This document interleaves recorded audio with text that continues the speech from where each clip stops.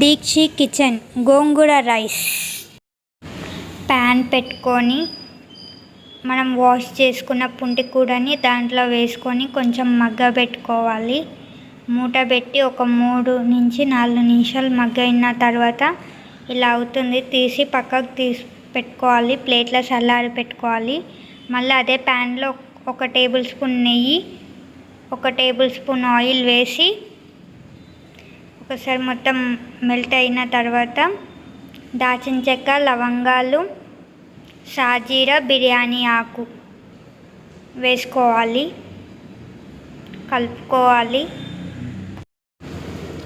కరివేపాకు వేసుకోవాలి. 2 పచ్చిమిర్చి వేసుకోవాలి. ఒకసారి కలుపుకోవాలి. 1 ఉల్లిగడ్డ తీసుకొని వేసుకోవాలి. ఒకసారి కలుపుకొని వేగిన తర్వాత కొంచెం అల్లం వెల్లుల్లి పేస్ట్ వేసుకోవాలి. పచ్చివాసన పోయేవాడికి చేసుకోవాలి. అది చల్లైన తర్వాత మిక్సీకి పట్టుకోవాలి మెత్తగా. ఇక్కడ పసుపు వేసుకోవాలి. టమాటాలు వేసుకోవాలి. పుదీనా, కొత్తిమీర వేసుకోవాలి. దగ్గరికి ఫ్రై అయిన తర్వాత ఇక్కడ 2 టేబుల్ స్పూన్ కారం వేసుకోవాలి. 1 టేబుల్ స్పూన్ సాల్ట్ వేసుకోవాలి. 1 టేబుల్ స్పూన్ ధనియాల పొడి, 1/2 టేబుల్ స్పూన్ గరం మసాలా, మనం మెత్తగా చేసి పెట్టుకున్న గోంగూర పేస్ట్ వేసుకోవాలి.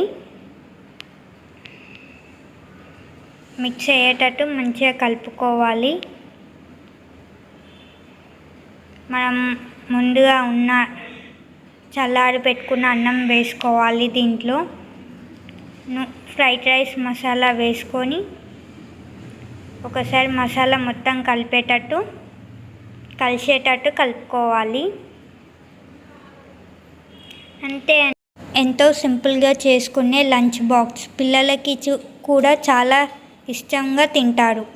2 మినిట్స్ మూత పెట్టుకొని తర్వాత స్టవ్ ఆఫ్ చేసుకోవాలి. నా ఛానల్ నచ్చితే లైక్ చేయండి, షేర్ చేయండి, కామెంట్ చేయండి.